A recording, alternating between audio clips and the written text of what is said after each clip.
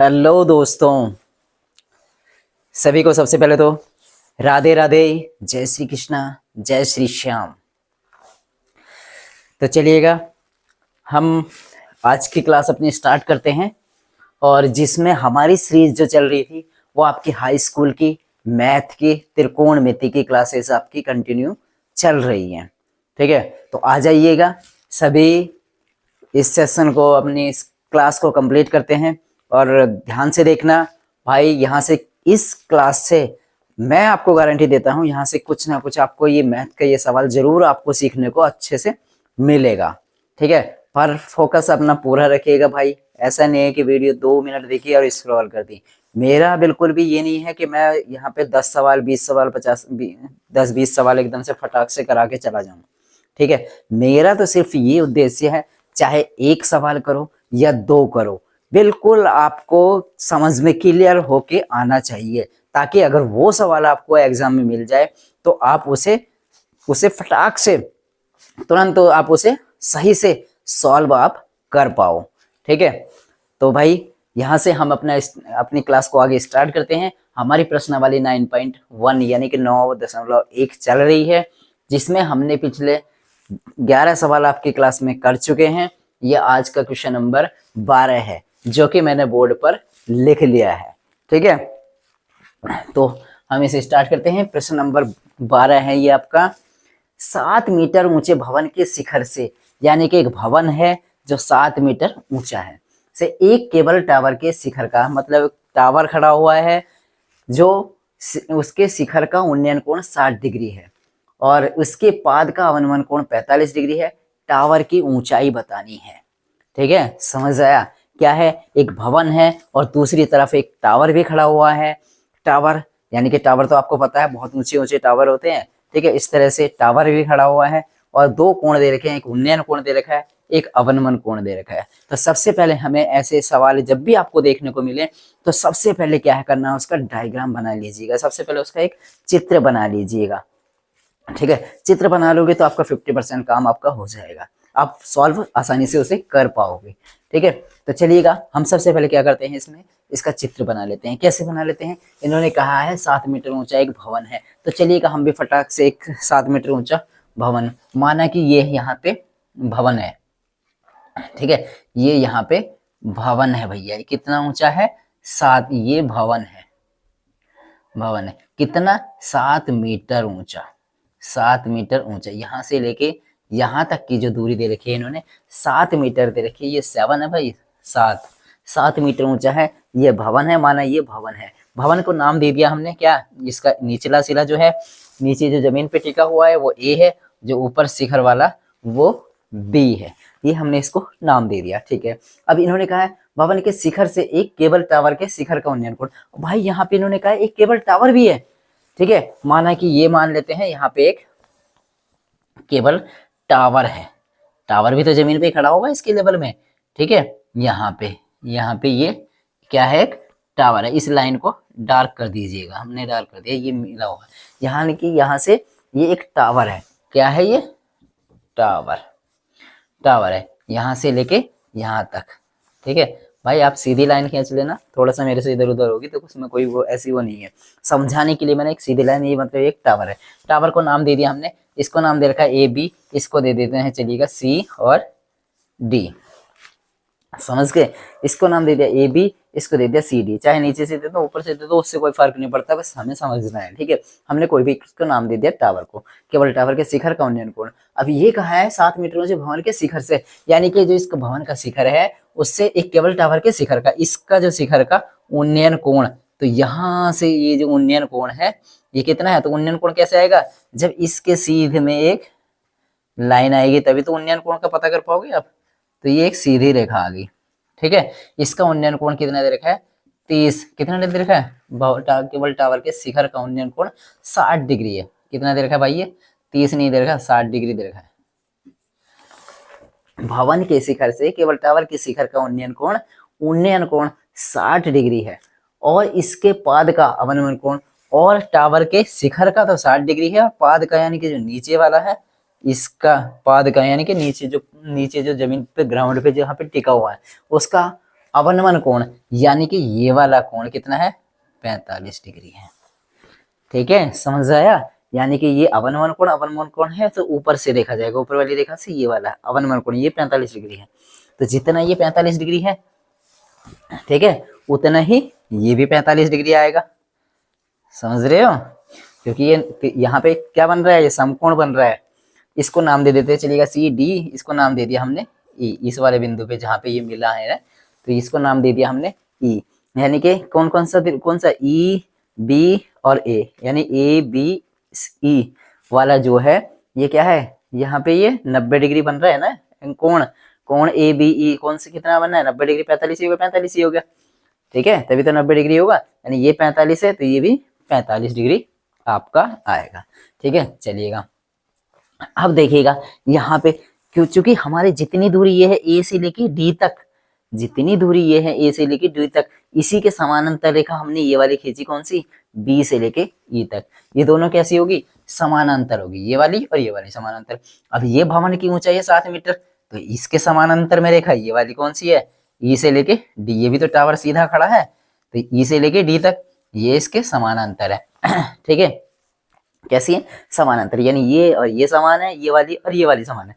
तो यहाँ से क्या पता चलता है, एक समांतर चतुर्भुज हो गया ये, कौन सा, ए बी ई और डी, एक समांतर चतुर्भुज भी यहाँ से बन गया है।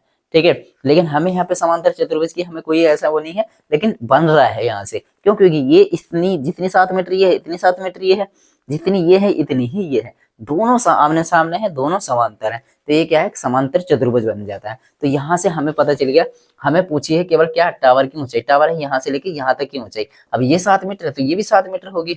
ठीक है, तो समझाने के लिए मैंने समझा दिया, अब आपको लिखना है तो लिख लेना ए बी। ठीक है, ये वाला एंगल 45 डिग्री, ये 60 डिग्री। अब ये कितना है भवन, ए बी बी और क्या, ई डी समांतर रेखा है, कैसी है, समांतर रेखा है। ठीक है, इसलिए ए बी बराबर क्या है, ई डी, कितनी, 7 मीटर, यानी कि ये 7 मीटर है तो ये भी कितनी होगी, यहाँ से लेके यहाँ तक, ई से लेके डी तक 7 मीटर होगी। ठीक है, समांतर, वैसे पैरेलल भी आप ये भी लिख सकते हो, क्या, ए बी समानांतर कौन सी, ई डी। और इसी तरह से ए से लेके डी तक, ए से लेके डी और बी से लेके ई, ये भी समानांतर है, यानी कि ए डी और कौन सी, बी से लेके ई वाली रेखा, बी ई, दोनों कैसी हैं, दोनों समांतर रेखा हैं, दोनों कैसी हैं, समांतर रेखा है। ठीक है, यानी कि इसलिए क्या है, ई बी, दोनों समान है भाई ये। ठीक है, सीधी सीधी मिलाना है, ई बी ई बराबर क्या, बी से ई वाली और ए से डी वाली रेखा, दोनों ये भी क्या होंगी, बराबर होंगी। ठीक है, और ये क्या बन रहा है, यहाँ से समांतर चतुर्भुज बनना, कौन सा, ए बी ई और डी। इसलिए चलिएगा अगर लिखना चाहते हैं तो लिख लेना यहाँ पे, ए बी और ई और डी समांतर चतुर्भुज है। ठीक है, अब क्या है, ठीक है, अगर लिखना चाहो तो लिख लेना, समझाने के लिए कह रहा है, क्योंकि किसी और सवाल में भी आपके काम आ सकता है। ठीक है, चलिएगा अब हम लेते हैं केवल कौन सा, त्रिभुज लेते हैं, समकोण त्रिभुज ले लीजिएगा। चाहो तो इसको अगर समकोण लगाओगे तो एंगल ये वाला ए वाला बीच में लेना पड़ेगा, क्योंकि ये 90 डिग्री है। ठीक है, समझ आया, तो फिर लिखोगे बी ए डी त्रिभुज। अगर वैसे लिखना है, अगर समकोण नहीं लगाना तो क्या लिखोगे, ये वाला एंगल बीच में आना चाहिए, फिर ए त्रिभुज ए डी बी में, क्योंकि ये 45 डिग्री दे रखा है हमें। ठीक है, तो हमने लिखा यहाँ पे, चलिएगा हम लिखते हैं समांतर त्रिभुज, कौन सा, बी ए डी में, बी ए डी से क्या, यहाँ पे ये लंब है और ये आधार, ये 45, लंब और आधार किस में आते हैं, लंब और आधार आते हैं tan थीटा वाले में, किस में आते हैं, tan में आते हैं। तो यहाँ पे हम सीधे सीधे लिख दे रहा हूँ tan थीटा, थीटा की जगह पे क्या है 45 डिग्री, बराबर कितना लंब, लंब कितना है ए से लेके बी तक, ए बी बटे आधार कितना ए डी। अब ए बी तो हमें पता है कितना है, ए से लेके बी तक 7 मीटर है, 7 बटे ए डी को ऐसे ही रहने दीजिएगा। tan 45 का मान कितना होता है, ये होता है एक, ठीक है, क्या होता है एक होता है, एक बराबर कितना 7 बटे ए डी। अब इसके बटे में एक मान के क्रॉस मल्टीप्लाई करोगे तो क्या आ जाएगा, यहाँ से आ जाएगा ए डी की गुणा 1 से करोगे तो ए डी, और 7 की गुणा 1 से करोगे तो 7 एकन 7, कितना आ गया 7 मीटर।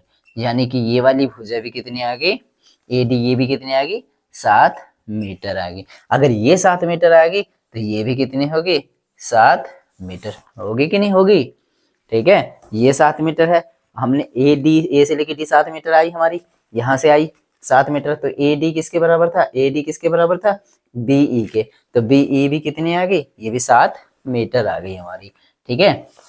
मेरी आवाज तो आपको आ ही रही होगी ना, ठीक है। यहाँ भी ध्यान समझना, और मैं जो बोल रहा हूँ वो भी आप सुनते रहना सही से, ठीक है। ये कितनी आ गई हमारी 7 मीटर, तो ये भी कितनी आ गई 7 मीटर। अब हम कौन सा त्रिभुज लेते हैं, अब हमारा ये वाला तो हो गया, अब हम ऊपर वाला त्रिभुज ले लेते हैं, जो कि हमारी ये वाली 7 मीटर, ये वाली भुजा हमें निकालनी थी पहले, ठीक है, ताकि हम इसको निकाल पाए। इतनी तो हमें पता ही चल गया, डी से लेके ई तक कितनी है 7 मीटर, इधर है तो ये 7 मीटर है, ये मेन तो हमें ये निकालनी थी। ये निकालने के लिए हमें क्या करना पड़ता है, ये वाली भुजा निकालनी थी। अब ये वाली भुजा हमारी ये 7 मीटर आएगी, ये भी 7 मीटर आएगी, अब ये निकाल लीजिएगा। तो कैसे आएगा त्रिभुज, समकोण त्रिभुज कौन सा बन रहा है, यहाँ पे समकोण लिखोगे तो समकोण त्रिभुज बनना सी ई बी में। अब यहां से लिखते हैं समकोण त्रिभुज, समकोण त्रिभुज कौन सा सी ई बी में, सी ई बी में क्या आएगा, यहां से आएगा tan थीटा, थीटा की जगह पे क्या है 60 डिग्री, 60 डिग्री, हाँ वहां पे 45 है ना, हाँ ठीक है 60 डिग्री, बराबर लंब, लंब कौन सा है यहाँ पे सी से लेके ई वाली भुजा, सी से लेके ई वाली भुजा, बटे आधार, आधार कौन सा है बी से लेके ई वाली, या बी से लेके ई वाली भुजा बी ई। tan 60 का मान कितना होता है, tan 60 डिग्री का मान मैंने बताया था भाई, आपको सिखा रखे हैं, ठीक है। tan 60 डिग्री का मान होता है 0 1 2 3 3 4, यानी कि 3 बटे √3, 4 3 2 1, हाँ √3 कितना आता है √3, बराबर सी कितना, अच्छा ये क्या था बी और ई था भाई ये, ठीक है, अभी मैंने अधूरा लिखा था बीई। अब सीई तो हमें निकालनी है, तो सीई ऐसे रहने दीजिएगा, और बटे बीई कितने है हमारी 7 मीटर, 7 मीटर, तो इसके बटे में एक मार के फिर से क्रॉस मल्टीप्लाई कर लीजिएगा, तो सीई की गुणा 1 से करेंगे तो कितना आएगा सीई बराबर, सीई की 1 से गुणा करें तो सीई, 7 की गुणा इससे करेंगे तो 7√3 इतने मीटर, ठीक है। ये सिर्फ कौन सी भुजा है सीई आई 7√3, यहाँ से लेके यहाँ तक, यहाँ से लेके यहाँ तक की भुजा जो आई, ये वाली भुजा ये कितनी आई 7√3 मीटर, ठीक है। अब हमें क्या निकालनी थी टावर की ऊंचाई, टावर की कुल ऊंचाई कितनी ए से लेके सी तक की है, तो ए से लेके सी तक की हमने, चलिएगा यहाँ तक हो गया, मैं यहाँ से बता देता हूँ टावर की ऊंचाई, टावर की ऊंचाई, टावर की ऊंचाई बराबर कितनी है डी से लेके सी तक, डी से लेके सी तक। अब डी से लेके सी तक टोटल तो ये है नहीं एक साथ, तो ये डी सी, यानी कि डी से लेके सी तक डी सी बराबर ये क्या आएगा डी ई प्लस ई सी या सी ई, डी ई और प्लस सी ई, डी ई प्लस सी ई।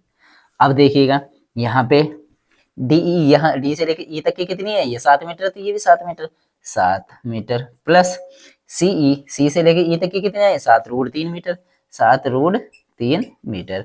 अब यहाँ से हम क्या कर सकते हैं 7 कॉमन ले लेंगे, तो यहाँ क्या बचा 1 प्लस √3 इतने मीटर आंसर।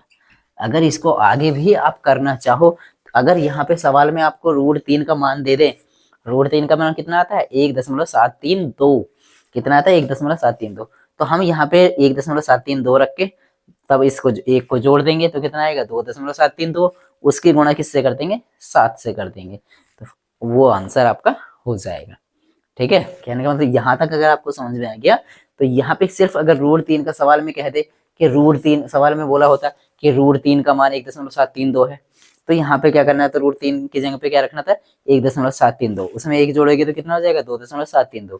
अब 2 की गुणा 7 से करोगे 2 से 14, लगभग 15 मीटर के आसपास इसका जो टावर की ऊंचाई आ जाएगी। ठीक है, समझ आया? तो बिल्कुल भाई ध्यान से समझना, वीडियो को रोक करके समझ लेना, दोबारा से बैक करके चला करके समझ लेना। नहीं समझ में आए तो आप कमेंट्स कर देना, हम दोबारा से आपको इस सवाल को करा देंगे। ठीक है, अगर वीडियो पसंद आए तो प्लीज लाइक और कमेंट्स जरूर करना। आप वीडियो को रोक करके उतार लेना, तब तक मैं क्या करता हूँ, आप यहाँ पे क्वेश्चन, अगला क्वेश्चन लिख लेता हूँ। ठीक है, चलिएगा, आप आराम से रोक करके उतार लेना। तो चलिएगा स्टूडेंट्स, ये हमने प्रश्न नंबर 3 लिख लिया है। समुद्र तल से 75 मीटर ऊंची लाइट हाउस के शिखर से देखने पर दो समुद्री जहाजों के अवनमन कोण 30 डिग्री और 45 डिग्री है। यदि लाइट हाउस के एक ही ओर एक जहाज दूसरे जहाज के पीछे हो तो दोनों जहाजों के बीच की दूरी बताओ। ठीक है, यानी कहना क्या चाह रहे हैं, ये समुद्र तल से, समुद्र का जो तल है उसके नीचे से 75 मीटर ऊंची लाइट हाउस है। तो सबसे पहले हम क्या बनाते हैं, चित्र बनाते हैं। तो इसमें चित्र बनाते हैं, तो चित्र कैसे बनाएंगे, जो 75 मीटर ऊंची लाइट हाउस है, ये हमने माना ये भाई 75 मीटर है, 75 मीटर ऊंची क्या है, ये लाइट हाउस है, लाइट हाउस 75 मीटर ऊंचाई क्या है, लाइट हाउस है। यहां से लेके यहां तक हमने बना दिया, इसको नाम दे दिया हमने ए और बी। ठीक है, समझ आया? यानी 75 मीटर ऊंची लाइट हाउस के शिखर से, अब शिखर तो ये है भाई ऊपर वाला, शिखर तो ऊंची उतना चोटी, ये शिखर है। अब जो लाइट हाउस का जो शिखर है वो तो ये वाला है। यहां से देखने पर दो समुद्री जहाजों के अवनमन कोण, अब यहां से देख रहे हैं दो समुद्री जहाज है, दो समुद्री जहाज के अवनमन कोण। अब ये क्या कह रहे हैं, यदि लाइट हाउस के एक ही ओर, जो लाइट हाउस है इसके एक ही ओर, या तो उधर है या इधर है, दोनों एक ही ओर एक जहाज दूसरे जहाज के पीछे है, यानी कि जहाज क्या होंगे, ये समुद्र में होंगे, ये समुद्री तल है। तो माना है कि एक जहाज तो यहाँ है और दूसरा जहाज यहाँ है, माना ए बी, इसको नाम दे दिया, एक जहाज ये सी और एक जहाज ये है डी, ये जहाज है। अब यहाँ से देख रहे हैं, यहाँ से देख रहे हैं, तो यानी कि इसकी सीधे में एक रेखा खींच लेगा, तभी तो अवनमन कोण बनाओगे, सीधी रेखा। ठीक है, तो यहाँ से देख रहे हैं, शिखर से देख रहे हैं, यानी कि एक तो देखा यहाँ पे ये वाला जहाज को, और दूसरा देखा यहाँ से, ठीक है, और दूसरा देखा ये वाला। ठीक है, ये क्या है, ये समुद्री तल है। ठीक है, यानी एक जहाज ये है सी और दूसरा जहाज ये है डी, दोनों एक दूसरे के आगे पीछे हैं। ठीक है, अब यहाँ से देख रहे हैं तो समुद्री जहाजों के अवनमन कोण 30 डिग्री और 45 डिग्री है। पहला वाला देखा तो इसका एंगल ये वाला कितना है, ये 30 डिग्री है, और ये वाला कितना है, ये वाला ये 45 डिग्री है। ठीक है, यानी कि जितने ये 30 डिग्री है तो ये वाला भी कितना आएगा, 30 डिग्री आएगा। ये 45 डिग्री है, ये वाला 45 डिग्री है। यहाँ से ऊपर वाली रेखा से इसको नाम दे देना कुछ भी नाम, यहाँ से ए बी सी डी हो गए, इसको नाम दे देना ई, कुछ भी दे देना, पी क्यू आर एस, कुछ भी आप दे सकते हो अपनी मर्जी से। ऐसा नहीं है कि मैं ये लिख रहा हूँ तो आप भी ये लिखो, लेकिन जो लिखोगे उसके अकॉर्डिंग चलना भी है आपको। मैंने नाम यहाँ पे अगर ए बी सी डी दिया तो आपको भी जो भी नाम दोगे तो उसके अकॉर्डिंग ही फिर चलना पड़ेगा, आपको लिखना पड़ेगा, सारा सवाल आपको उसी के अकॉर्डिंग करना पड़ेगा। ठीक है, चलिएगा, अब यहाँ से हमने देखा पहला वाला एंगल 30 है तो ये 30 हो गया, ये 45 है तो ये भी कितना आएगा, 45 डिग्री आ गया। ठीक है, तो अब यहाँ से दो त्रिभुज दिखाई दे रहे हैं, दो त्रिभुज दिखाई दे रहे हैं। अगर त्रिभुज में देखें हम तो यहाँ से ये सीधी रेखा, भाई ये ब्रेक हो गई किसी वजह से, सॉरी, बोल गया। यानी कि अगर समकोण त्रिभुज देखेंगे तो डी ए बी लिखेंगे, अगर त्रिभुज लिखेंगे तो बी डी ए भी लिख सकते हैं, या ए डी भी लिखेंगे। ठीक है, तो पहले हम क्या करते हैं, ये 75 मीटर ऊंची हाउस है, ये लाइट हाउस है, तो भाई इससे ये हमारा आधार पता चल जाएगा। हमें क्या निकालनी है, दोनों जहाजों के बीच की दूरी। एक जहाज माना जहाज एक सी है और एक डी है, माना जहाज सी व डी है। ठीक है, एक जहाज सी है और दूसरा जहाज डी है, तो हमें क्या निकालना है, दोनों जहाजों के बीच की दूरी। माना दोनों जहाजों के बीच की दूरी कितनी है, x मीटर मान लेते हैं। ये कितने मान लेते हैं, x मीटर है। माना जहाजों के बीच की दूरी सी से लेके डी तक की बीच की दूरी कितनी है, वो हमने मान ली x मीटर। ठीक है, अब हमें क्या निकालना है, हम सबसे पहले हम ले लेते हैं ये वाला छोटा वाला त्रिभुज ले लेते हैं। कौन सा, समकोण त्रिभुज BAD में। समकोण, भाई अगर ये वाला एंगल ले रहे हैं ना आप, तो ए वाला, अगर समकोण ले रहे हैं तो ए वाले एंगल को बीच में लेना है, क्योंकि समकोण 90 डिग्री का ए वाले एंगल पर ही बन रहा है। ठीक है, समकोण त्रिभुज कौन सा, BAD में। BAD में क्या है, tan थीटा, वही लाल बटे कक्का से, क्योंकि ये लंब है, ये आधार है, तो ये क्या आ जाएगा, tan थीटा, है ना। यहाँ से चलिएगा, मैं यहाँ से करा देता हूँ, तो जगह कम बचती है, फिर यहाँ से लिख दे रहा हूँ मैं tan थीटा। थीटा की जगह पे क्या है, 45 डिग्री बराबर लंब कितना है, AB बटे आधार कितना है, A से लेके D तक, tan 45 का मान 1 बराबर AB कितना है, A से लेके B तक की ये लाइट हाउस की दूरी दे रखी हमें, कितना 75 मीटर, कितना 75 मीटर बटे AD तो हमें निकालनी है, AD हमें पता ही नहीं है, तो यहाँ से इसके बटे में 1 मार के क्रॉस मल्टीप्लाई करते ना, AD की गुणा 1 से करोगे तो आ जाएगा AD बराबर 75 की गुणा 1 से करोगे तो 75 मीटर। यानी कि ये वाली दूरी हमें पता चल गई, ये कितनी है, 75 मीटर। पता चल गया ना कैसे, ये 75 मीटर हमने यहाँ से निकाल दी, AD कितनी आ गई, 75 मीटर। अब ये और निकालनी है हमें, तो ये कैसे निकलेगी, तो अब हम कौन सा वाला त्रिभुज लेंगे, समकोण त्रिभुज लेंगे BAC में। ठीक है, चलिएगा मैं यहीं से कर देता हूँ, समकोण त्रिभुज BAC में, यहाँ से क्या है, tan, अब की बार कितना है एंगल, 30 डिग्री बराबर लंब कितना है, लंब वही है यहाँ भी A से लेके B, लेकिन आधार देखिएगा, आधार कितना है अब की बार A से लेके C तक है, कितना है, A से लेके C तक है, तो हम लिखेंगे AC। ठीक है, AC। अब tan 30 का मान कितना होता है, 0.143 यानी 1/√3 बराबर AB कितना है, 75 मीटर है बटे AC। इस A से लेके C तक की दूरी को हम क्या लिख सकते हैं, A से लेके D तक प्लस C से लेके D तक लिख सकते हैं ना, AD प्लस CD, ये भी तो लिख सकते हैं, यानी कि A से लेके D तक की दूरी प्लस C से लेके D तक की दूरी को, दोनों को जोड़ के हम इसको लिख सकते हैं। चलिएगा मैं यहाँ से करा देता हूँ। अब इसको क्या करना है, इसको क्रॉस मल्टीप्लाई कर दीजिएगा, इधर की गुणा इधर, इस वाले की गुणा इधर, क्रॉस मल्टीप्लाई करने पर, ठीक है, गुणा कर देना है, यानी कि यहाँ से 1 की गुणा AD से करेंगे तो ये आ जाएगा AD तो हमें पता चलेगा कितना है, A से लेके D तक की दूरी हमने निकाली थी 75 मीटर, तो 75 मीटर तो यहाँ पे रख देना। तो चलिएगा हम गुणा कर लेते पहले, तो AD की गुणा 1 से करी तो AD प्लस CD बराबर क्या आ गया, 75 की गुणा हम √3 से करेंगे तो क्या आएगा, 75√3। ठीक है, यहाँ तक समझ आ गया। अब AD हमारा कितनी आई ये दूरी, यही 75 मीटर, तो AD की जगह पे क्या रखते हैं हमने, 75 मीटर प्लस CD बराबर कितना, 75√3। अब CD की जगह पे हमने क्या माना था, x मीटर, यही तो मानी थी हमने दोनों जहाजों के बीच की दूरी x मीटर, तो यहाँ से यहाँ रहने देंगे CD। अब CD की जगह पे क्या लिख सकते हैं, चलिएगा अभी ऐसे ही रहने देते, CD बराबर 75 गुणा √3। ठीक है, अब ये 75 इधर प्लस का है तो इधर जाएगा तो माइनस का 75। CD की जगह पे क्या रख सकते हैं, x मीटर, ये जो हमने माना था बराबर 75, यहाँ इन दोनों से क्या कॉमन ले सकते हैं हम, यहाँ से क्या ले सकते हैं, 75 कॉमन लिया तो यहाँ पे क्या बच गया, √3 माइनस का 1। आया समझ में, यानी दो जहाजों के बीच की दूरी हमने कितनी मानी थी, x मीटर, तो x की वैल्यू हमारे पे कितनी आएगी, 75 इंटू ब्रैकेट के अंदर √3 माइनस 1, इतने मीटर। चाहो तो आप यहीं पे आंसर छोड़ सकते हैं। ठीक है, अगर यहाँ पे √3 का मान दे दिया तो √3 का मान आगे रख सकते हैं आप। √3 का मान कितना होता है, 75। अब यहाँ पे √3 का मान होता है 1.732 माइनस 1।